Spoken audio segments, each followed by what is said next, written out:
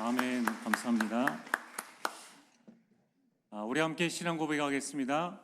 주는 그리스도시요 살아계신 하나님의 아들이십니다. 아멘. 우리 옆 사람과 함께 인사를 나누겠습니다. 복음의 명문 가문을 만듭시다. 네, 오늘 말씀의 제목은 보고 들은 증인입니다. 5월은 가정의 달입니다.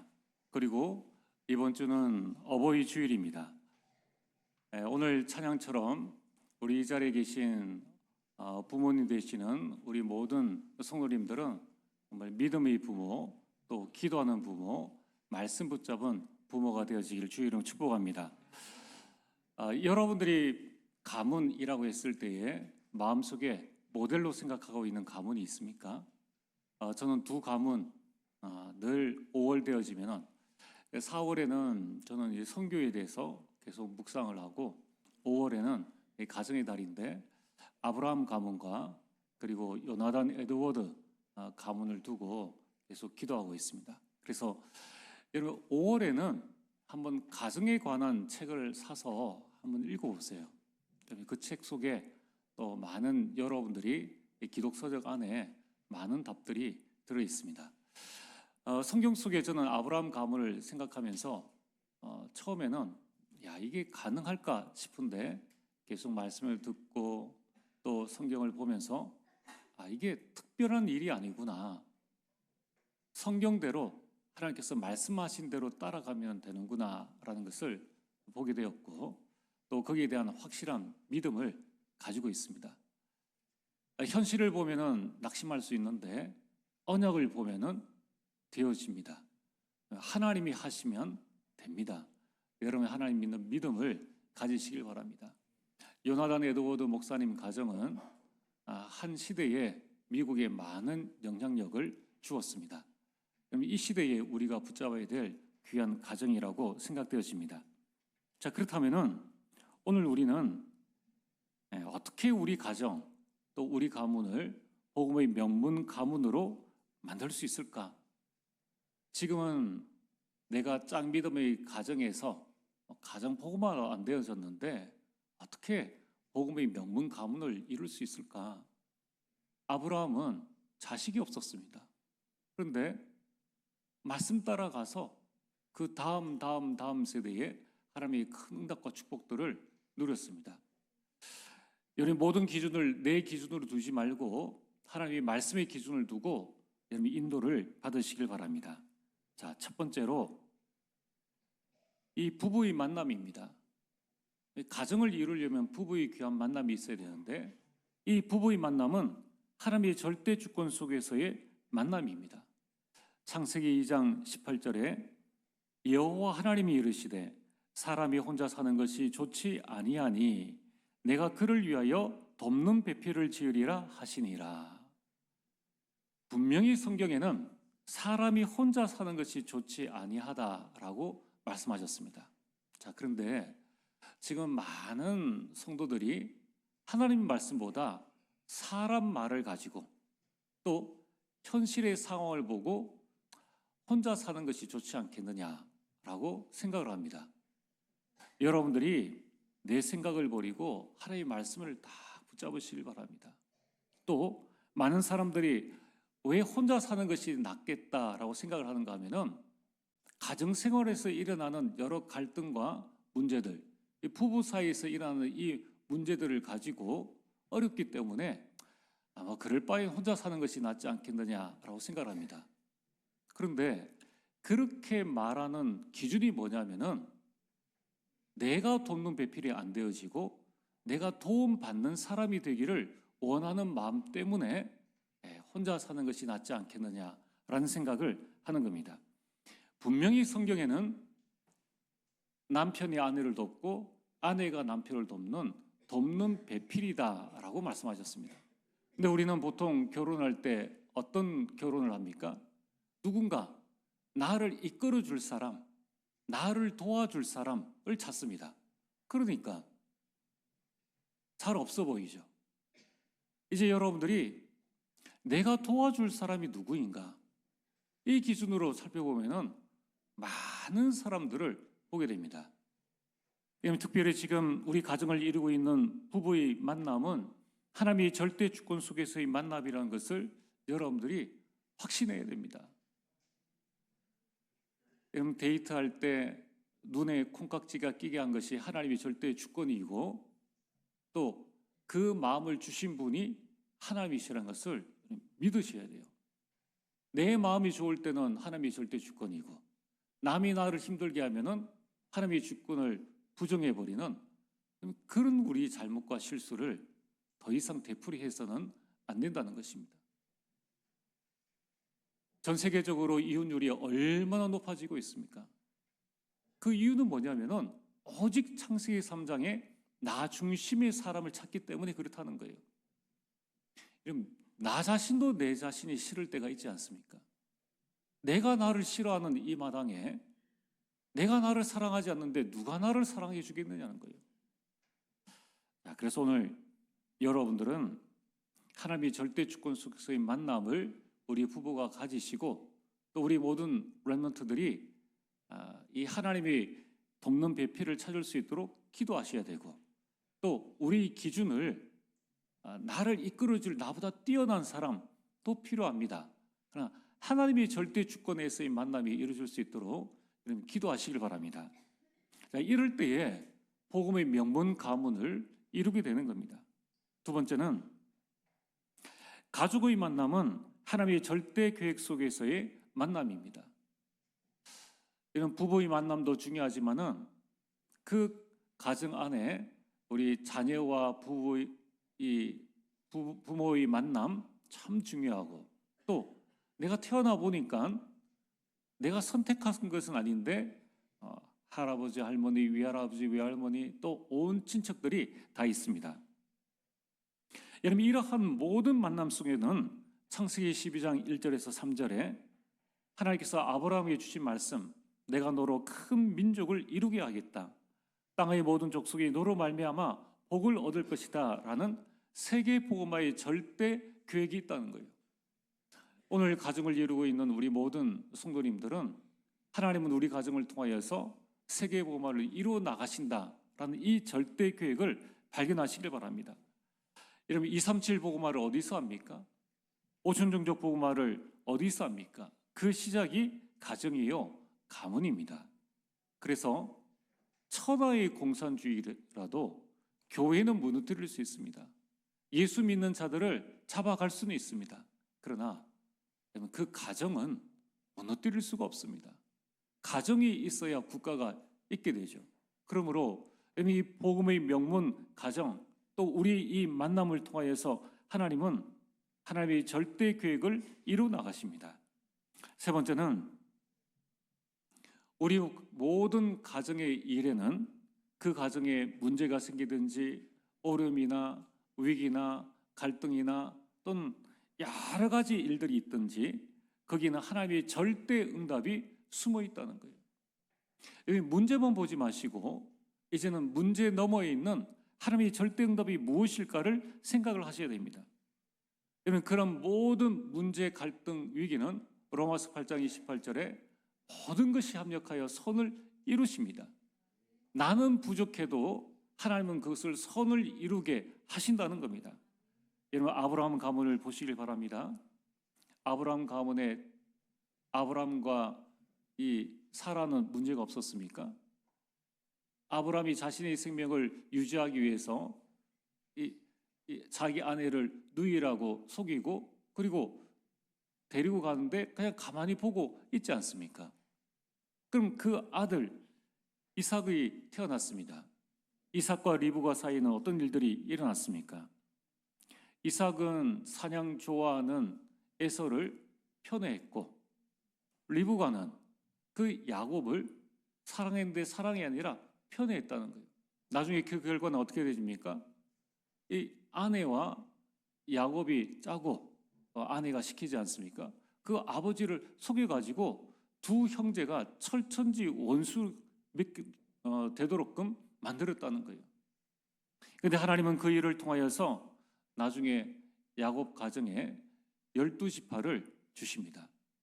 그러면 가정 안에 이 복음의 가정 안에 그 어떤 문제, 부부 간의 갈등이 있든 형제 사이에 죽이겠다는 그런 갈등이 있든 하나님은 그 모든 것을 합력하여서 하나님의 일, 세계보호마를 이루어 나가시는 거예요.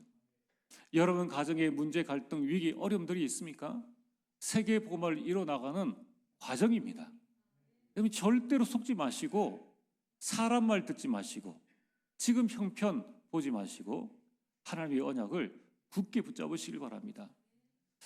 12지파 이루었으면 이제 거부가 되어져서 12지파 이루었으면 잘 살아야 되는데 이 야곱 가정에는 얼마나 형제들 간의 다툼이 생겨가지고 10명의 형제가 11번째 되어지는 요셉을 팔아버렸잖아요. 그리고 그 야곱이 엄마랑 짜고 아버지를 속인 것처럼 10형제가 그 아버지를 또 속인 거예요. 여러분들 꼭 기억하시길 바랍니다. 여러분들이 내가 한 대로 천국 가는 것은 피할 수 없어요. 천국 가는 것은 그대로 갑니다. 그러나 이 땅에서 우리가 인본주의 있으면은 다음 세대에 그 어려움들이 그대로 옵니다. 여러분 이 사실을 꼭 기억을 하셔야 됩니다. 영적 문제는 그대로 자녀들에게 보이지 않게 그대로 전달되어집니다. 여러분들이 올바른 신앙생활, 올바르게 교회를 섬기고 올바르게 우리 직분을 감당해 나가는 게 이 직분이 축복인데 자꾸 우리가 인본주의를 쓰면은 당대는 피할 수 있을지 모르지만은 그 다음 세대는 나도 모르게 이게 전달되어지는 겁니다. 야곱이 그 사랑하는 아들 요셉이 죽었다고 말을 들었을 때에 그리고 다시 재회할 때 동안에 얼마나 많은 고통 속에서 그날을 살았겠습니까? 밥이 먹어도 목구멍으로 넘어가도 밥 먹은 것 같겠느냐는 거예요. 여러분 이러한 문제나 갈등들이 있었는데 하나님께서는 그 모든 일을 통하여서 애굽 복음화, 세계 복음화라는 하나님의 계획을 이루어 나가신 것입니다. 이처럼 여러분들이 가정을 향한 하나님의 절대 주권 그리고 절대 계획, 절대 응답을 여러분이 붙잡게 되기를 주의 이름으로 축복합니다. 그래서 꼭 기억해야 될 것은 가정은 세계 복음화를 위한 절대 팀이라는 거예요. 인간의 힘으로 나눌 수 없습니다. 사람의 힘으로 나눌 수 없는 거예요. 그럼 왜 이혼합니까? 속는 거예요. 자, 그래서 오늘 에베소서 6장 1절의 4절 말씀처럼 세계 복음화를 위한 팀이라면은 자녀들이 해야 할 일이 있습니다. 6장 1절의 3절에 자녀들아 주 안에서 너희 부모에게 순종하라 이것이 옳으니라 내 아버지와 어머니를 공경하라 이것은 약속이 있는 첫 계명이니 이로써 내가 잘되고 땅에서 장수하리라. 부모 공경만 잘해도 이곳에서 잘되고 장수하리라고 하나님께서 우리에게 말씀하셨습니다. 또한 우리 부모가 할 일이 있습니다. 에베소서 6장 4절입니다. 또 아비들아 너희 자녀를 노엽게 하지 말고 오직 주의 교훈과 훈계로 양육하라. 그래서 신명기 6장 4절에서 9절 말씀처럼 광야에서 말씀 운동해라. 우리 부모가 해야 할 일은 이 광야 운동, 말씀 운동을 통해서 가문의 언약을 자녀들에게 전달해 주는 겁니다. 그래서 말씀과 복음을 각인 뿌리 치질되게 하는 것입니다. 여러분 이번 5월 달에 여러분 가정 가문에 복음의 망대를 세우게 되길 주의 이름으로 축복합니다. 네, 오늘 성경 말씀은 보고 들은 증인입니다. 한 번은 제가 식당에 가서 식사를 하고 있는데 옆에 젊은 부부가 왔고 또 이제 갓 한 2살, 3살 정도 되어지는 아이를 데리고 왔습니다. 이제 앉을 수 있으니까 부모가 맞은편 테이블에 앉고 그 아이를 식탁 테이블에 유아용 테이블에 앉아서 식사를 이제 주문을 합니다. 그때 그 부모, 젊은 부모가 무엇을 했는가 하면은 딱 아이 앉아 있는 그 눈앞에 휴대폰을 놔두고 거기에 아이들이 제일 좋아하는 뽀로로를 틀어서 보게 하는 거예요. 그러니까 아이가 아무 말 하지 않습니다. 그 아이가 앉아서 식사 주문을 부모가 하고, 그리고 부모가 식사를 하고 나갈 때까지 계속 그 아이는 그 화면만 쳐다보는 거예요. 이제 식사가 나왔으니까 밥을 먹어야 되지 않습니까? 부모가 같이, 젊은 부부가 같이 밥을 먹으면서 아이에게도 밥을 줘야 되니까 한 숟가락 떠서 아이에게 주면은 아이는 부모도 쳐다보지 않고 화면만 계속 보고 입에 숟가락이 들어가니까 밥을 씹어 먹고 이렇게 나가는 겁니다. 제가 그걸 보면서 참 마음에 참 안타까움이 있었고, 정말 이 말이 목구멍까지, 입 안까지 진짜 올라와서 그렇게 하면 안 됩니다라고 말해주고 싶었는데 말을 하지 않았습니다. 말할 수 없는 상황이었어요. 그러면 그 아이 미래가 어떻게 되어지겠습니까? 식사 시간에 그 어릴 때부터 부모랑 전혀 말하지 않고 그것만 보고 먹는 그 아이의 각인이, 뿌리가, 체질이 나중에 10년 뒤에는 더 좋은 것으로 열매 맺겠습니까? 부모는 자녀를 양육을 해야 됩니다. 그런데 자녀의 모든 정서와 감정 이 부분을 뽀로로에게 맡기고 이 밥을 떠주는 것은 양육이 아니라 사육이죠. 사육하는 거예요. 우리는 자녀들에 대한 여러 가지 마음을 가지고 있을 수 있습니다. 중요한 것은 우리는 우리 후대들을 영적으로 잘 양육을 해야 합니다. 그래서 우리 보고 들은 것이 중요한 것입니다. 이 보고 들은 것의 힘, 본 대로 들은 대로 우리 인생이 결정되어지고 우리 모든 생각, 마음, 우리 행동이 결정되어지는 것입니다. 여러분, 지금 오늘 이 본문은 베드로와 요한이 안전뱅이를 일으켰습니다. 그러자 종교 지도자들이 이들을 잡아서 가두고 종교 재판을 열었습니다. 보통 사람들 같으면은 종교 재판의 자리에서 말도 뻥끗 하지 못합니다. 근데 베드로는 그 자리에서 더욱 담대하게 예수가 그리스도이시다, 이 예수 그리스도께서 안전뱅이를 낫겠다고 말하게 됩니다. 이것을 본 종교 지도자들이 깜짝 놀랍니다. 오늘 하나님의 말씀 나와 있는 것처럼 이 사람이 학문이 없는 범인으로 알았다가, 배운 것이 없는 평범한 사람으로 알았다가 이 말을 하자 깜짝 놀라게 되는 것입니다. 여러분, 베드로가 누구입니까?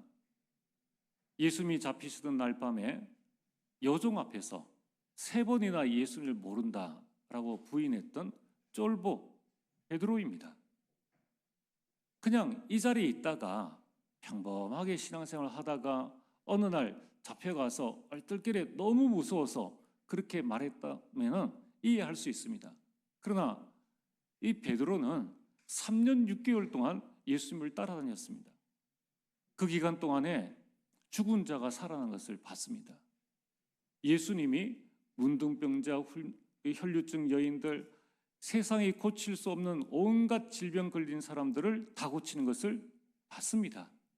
그리고 귀신 들린 자, 군대 귀신 들린 자가 낫는 것을 봤습니다.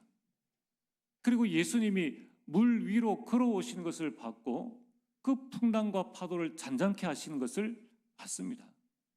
그리고 변화산에 올라가서 그 예수님이 모세와 엘리야와 대화하는 것과 나중에는 하나님의 음성을 그 자리에서 듣게 되었습니다. 우리가 일평생 한 번도 볼까 말까, 저는 아직 제 눈앞에서 안전뱅이가 일어나서 걷는 것을 본 적이 없습니다. 그걸 예수 그리스도의 이름으로 누군가가 말해서 제가 그 현장에 있어서 그걸 본 적은 없어요. 그냥 유튜브나 뭐 이랬다라는 것을 전해 들었지 직접 보고 직접 들은 것은 없습니다. 그러나 베드로는 3년 6개월 동안 우린 평생에 한 번 보고 말까 한 그 어마어마한 일들을 3년 6개월 수천 수만 건을 보고 난 그 베드로였는데, 우리 인생은 한 번은 죽을 인생 아닙니까? 그러면은 그 자리에서 그래, 한 번 죽을 인생이니까 한번 믿음 고백하고 죽어보자, 이렇게 해야 될 텐데, 그 요정 앞에서 예수님을 모른다고 3번이나 부인했던 완전 이런 갈릴리 출신의 어부입니다. 그랬던 베드로가 이제는 사내들인 공회, 그 어마어마한 종교재판 앞에서 담대히 예수가 그리스도임을 고백했습니다. 그래서 온 재판관들이, 종교 지도자들이 깜짝 놀랐습니다. 도대체 이 평범했던 갈릴리 어부 베드로를, 그 담대함을 가지게 했던 그 이유는 무엇인가? 도대체 베드로는 무엇을 보고 들었기에 그렇게 담대할 수 있었습니까? 첫 번째, 예수 그리스도의 죽음과 부활을 보고 들은 증인입니다. 여러분, 오늘 14절에 말씀하고 있습니다. 또 병나는 사람이 그들과 함께 서 있는 것을 보고 힐나는 말이 없는지라. 그러면서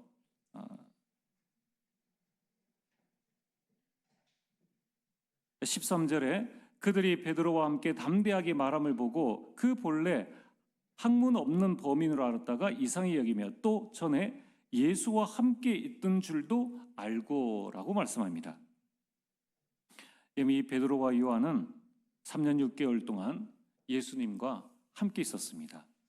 그리고 요한복음 19장 30절에 예수님께서 직접 십자가에서 죽으신 것을 받고 그 허리를 통하여서 창에 찔려 모든 물과 피가 쏟아진 것을 보았습니다. 그리고 마태복음 28장 16절에서 20절에 부활하신 예수님을 만났습니다. 그것도 사도행전 1장 3절에 무려 30일 동안 감람산에서 따로 직접 예수님과 40일 동안 함께 먹고 자며 하나님 나라의 일을 직접 말씀을 들었습니다. 이제 마지막으로 하나님께서, 예수님께서 승천하실 때 사도행전 1장 9절에 눈앞에서 그 예수님이 하늘로 올라가시는 것을 직접, 그뿐만 아니라 많은 제자들이 직접 봤다는 것입니다. 여러분, 이 베드로와 요한은 with 임마누엘 원리스의 증인입니다. 여러분, 오늘 보고 들은 것을 부정할 수는 없습니다. 그렇다면 오늘 저와 여러분들은 어떤 증인이 되어져야 됩니까? 우리는 예수 그리스도께서 죽으시고 부활하심으로 말미암아 여러분의 인생 모든 문제가 해결되어졌습니다.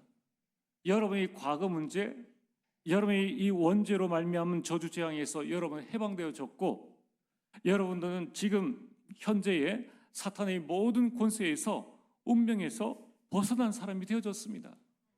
여러분들은 아무 때나 이사가도 되고 여러분 제사 지내지 않아도 되는 그런 사람으로 되어졌습니다.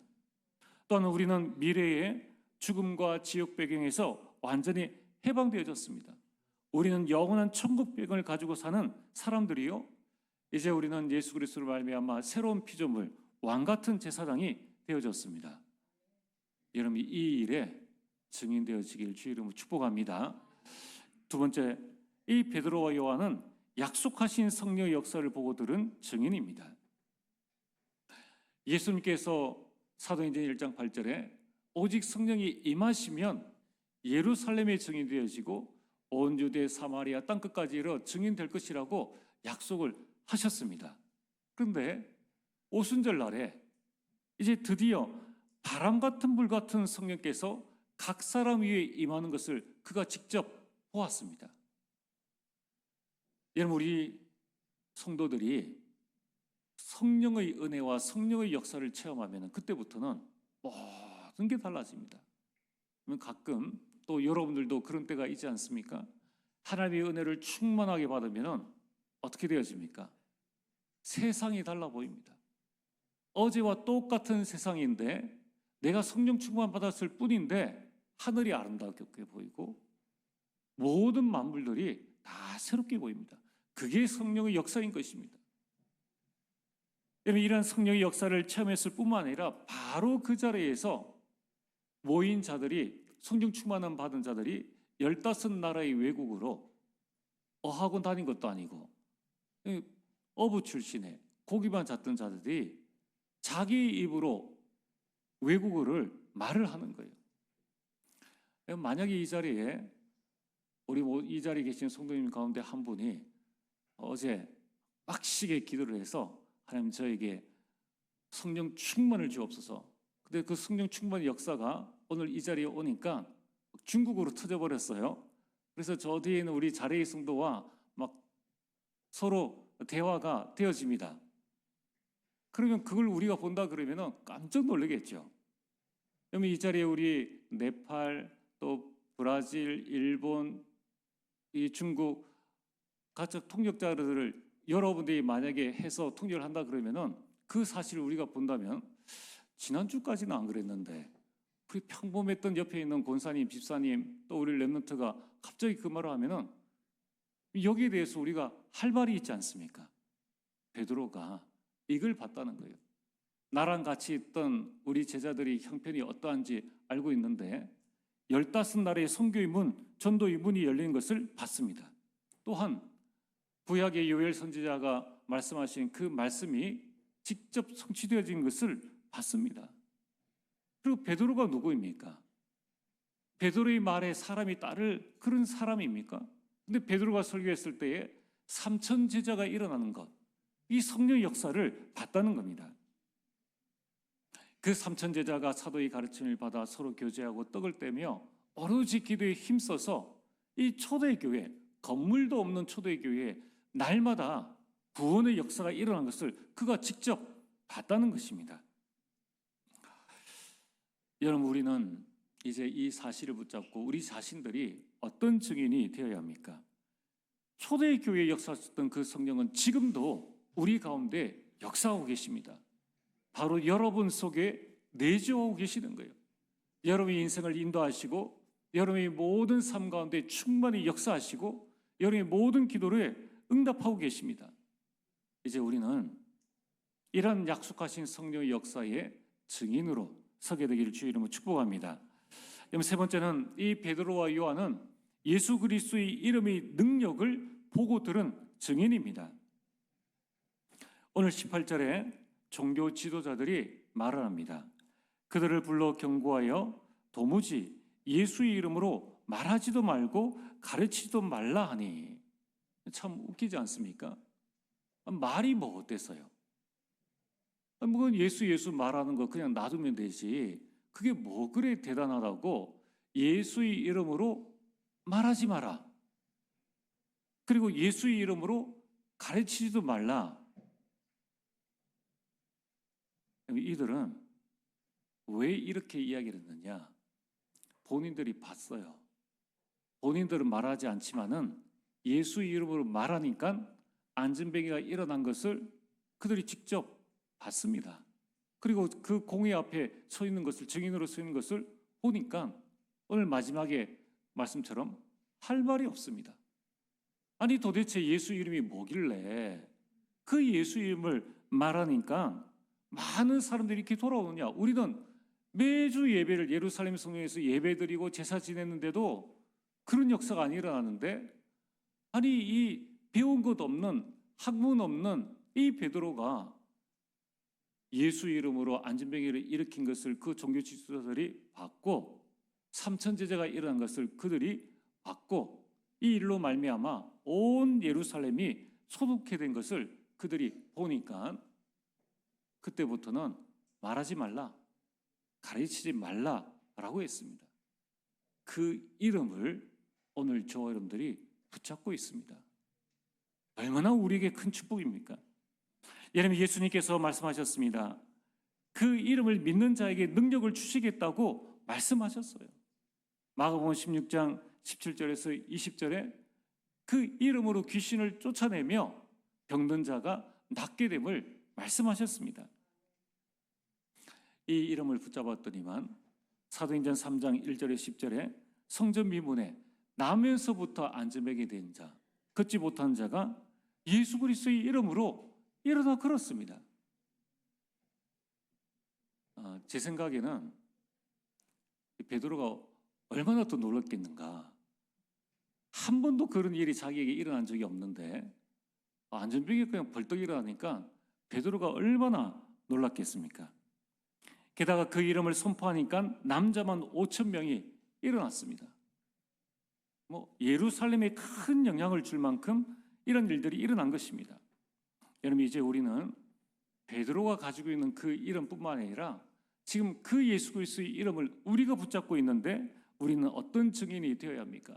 여러분, 지금부터 복음의 명문 가문 이루기 위해서 그 이름을 붙잡고 여러분 가정 가문의 흑암을 결박하시길 바랍니다.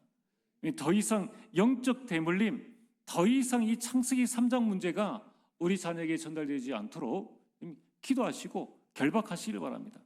그리고 여러분과 여러분의 자녀들 가는 모든 곳에 하늘의 천군 천사가 동원되어지도록 기도하시길 바랍니다. 요셉이 보디발 집의 가정 총무가 되어졌습니다. 요셉은 가정 총무 보디발을 믿지 않는 자들입니다. 그런데 요셉 때문에 보디발의 집과 가정과 그 모든 소유물에 하나님의 은혜가 미쳤다는 거예요. 여러분, 나 때문에 우리 가정이 살아나야 됩니다. 여러분 때문에 여러분의 직장이 살아나는 것이 당연한 것입니다. 어떻게 말입니까? 그 이름으로 여러분이 선포하고 믿을 때에 살아나는 것입니다. 여러분, 그 이름을 붙잡고 천국 배경을 누리시고 세계복음화의 증인으로 서게 되길 바랍니다. 오늘 말씀의 결론입니다.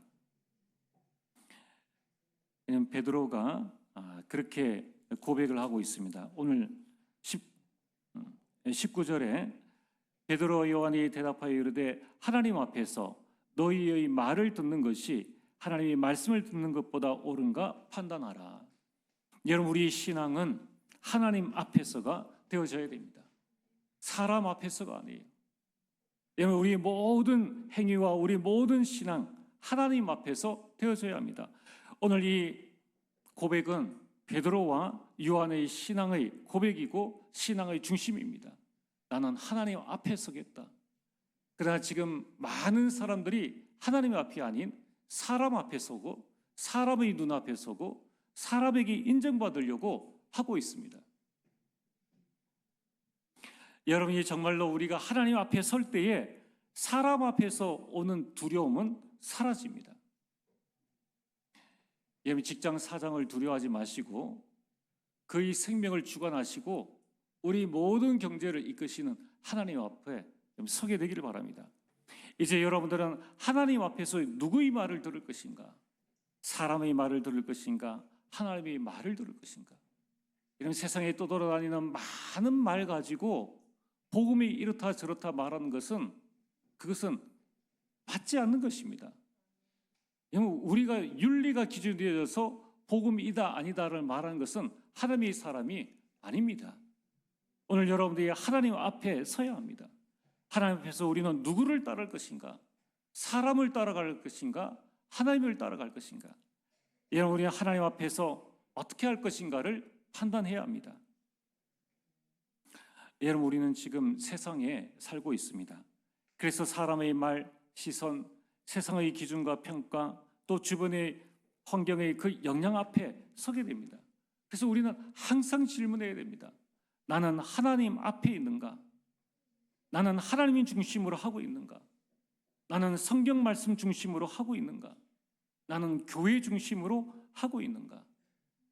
여러분들이 오늘 성경에서 보고 들은 대로, 교회사에서 보고 들은 대로, 여러분의 인생 속에서 보고 들은 대로 하나님 앞에 서게 되는 귀한 증인이 되시길 주의 이름으로 축복합니다.